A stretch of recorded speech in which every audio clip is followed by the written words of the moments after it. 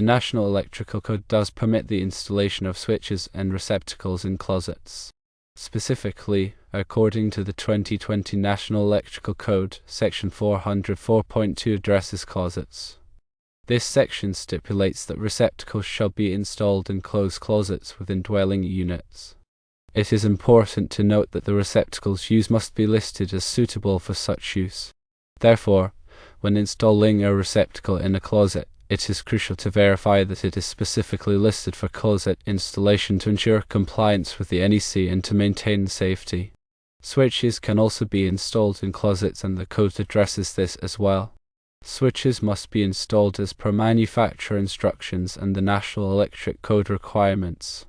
Electrical work should always be done in accordance with the National Electrical Code. It is important to consult the latest version of the National Electrical Code and local amendments to ensure compliance. Electrical installations must be performed by qualified and licensed electricians to ensure safety and adherence to all applicable codes and regulations. When planning electrical work in closets, consider the specific needs of the space. For example, if the closet is intended for laundry appliances, ensure that the receptacle is of the appropriate voltage and amperage rating to handle the load. Select wiring and conduit that meets or exceeds the National Electrical Code requirements. Use proper overcurrent protection, such as circuit breakers or fuses, to protect the wiring and equipment. Ground all electrical components in accordance with the National Electrical Code. Label all circuits and panels clearly for easy identification and maintenance. Test all electrical connections and circuits thoroughly after installation to ensure proper operation and safety. Schedule regular inspections and maintenance to identify and address any potential problems.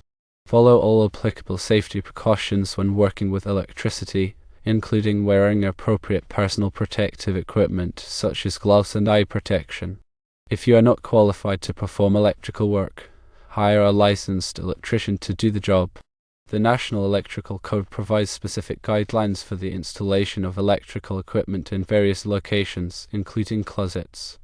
By following these guidelines, you can ensure that your electrical installations are safe, reliable, and code compliant. It is crucial to understand the ampacity of conductors, which refers to the current carrying capacity of a wire in amps.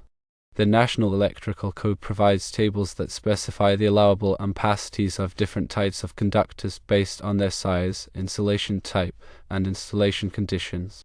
For example, Table 310.16 in the National Electrical Code lists the allowable ampacities of insulated conductors rated up to 600 volts, not more than 3 in a raceway or cable or earth, based on ambient temperature.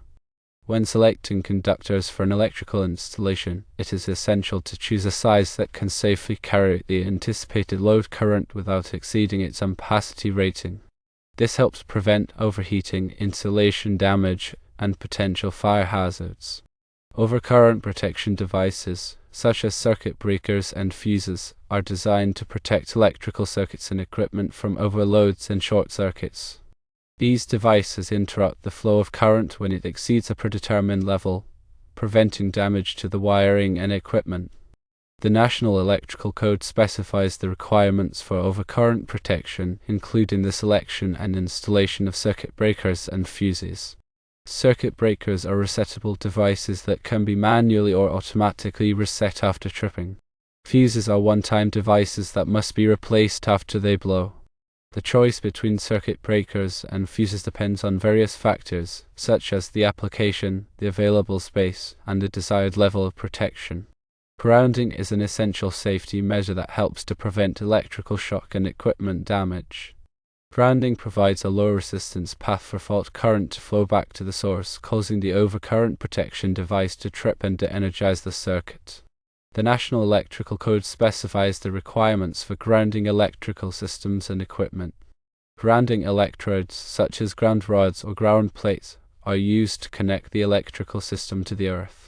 Equipment grounding conductors are used to connect the metal enclosures of electrical equipment to the grounding system. Bonding is the process of connecting different metal parts of an electrical system together to create a low impedance path for fault current. Bonding helps to ensure that all metal parts are at the same potential, reducing the risk of electrical shock.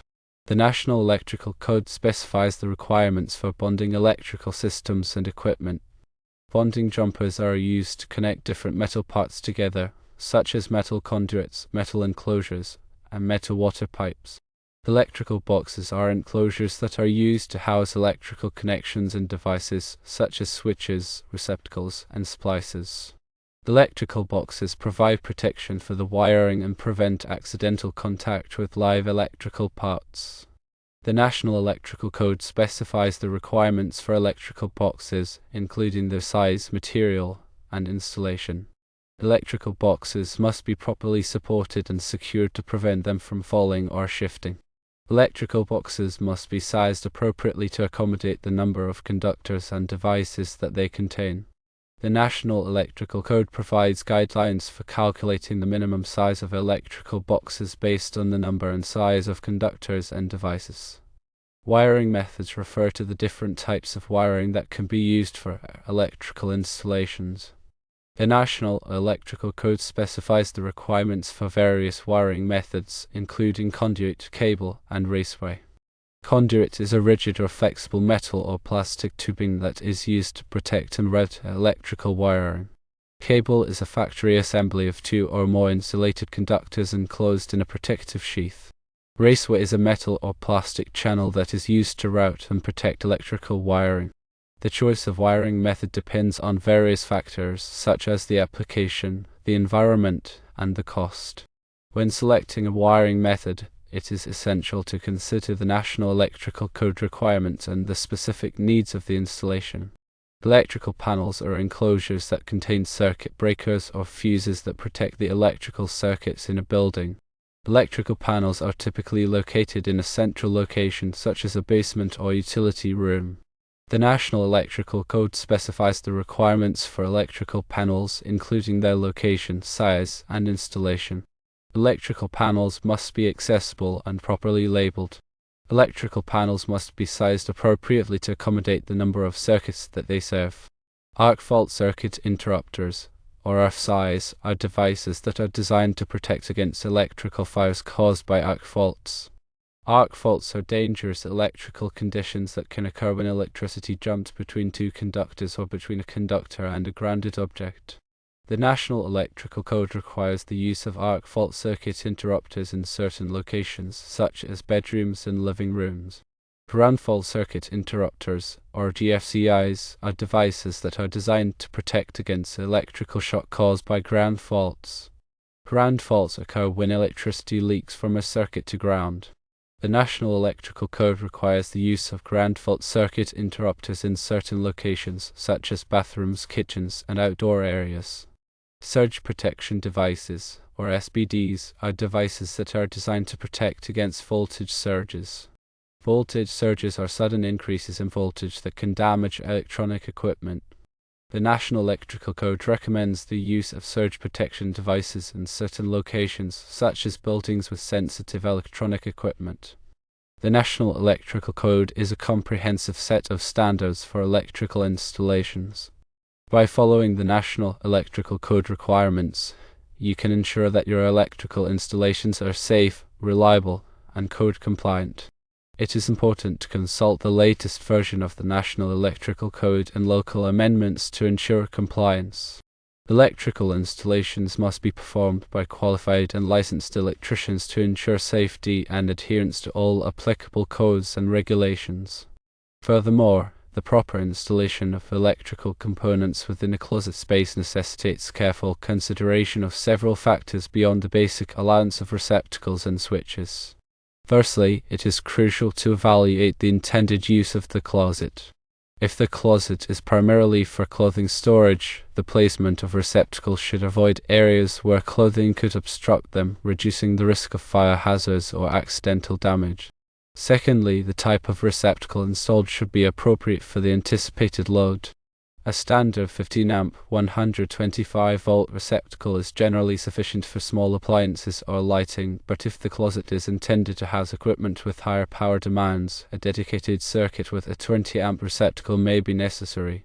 Thirdly, the wiring method employed should comply with National Electrical Code regulations. Non-metallic sheathed cable, often referred to as NM cable or Romex, is commonly used in residential wiring, but it must be protected from physical damage. Within a closet, this may necessitate the use of conduit or protective raceways, particularly in areas where the cable is exposed or vulnerable. Fourthly, the placement of switches should be easily accessible and well illuminated. Switches controlling closet lighting should be located near the entrance, allowing occupants to activate the light before entering the space. The height of the switch should comply with accessibility standards, typically between 40 and 48 inches above the finished floor. Fifthly, the selection of lighting fixtures should prioritize energy efficiency and safety. Light-emitting diode, or LED, fixtures are an excellent choice due to their low heat output and long lifespan. Incandescent bulbs, on the other hand, generate significant heat and should be avoided in enclosed spaces to minimize fire hazards. Sixthly, the installation of smoke detectors within or adjacent to closets is often required by local building codes. Smoke detectors provide an early warning in the event of fire, increasing the chances of safe evacuation. Seventhly, the grounding and bonding of electrical components are essential for preventing electrical shock. All metal parts of the electrical system, including receptacle boxes, switch boxes, and lighting fixtures, should be properly grounded to provide a low impedance path for fault current. Eighthly, the overcurrent protection of the circuit is critical for preventing overloads and short circuits.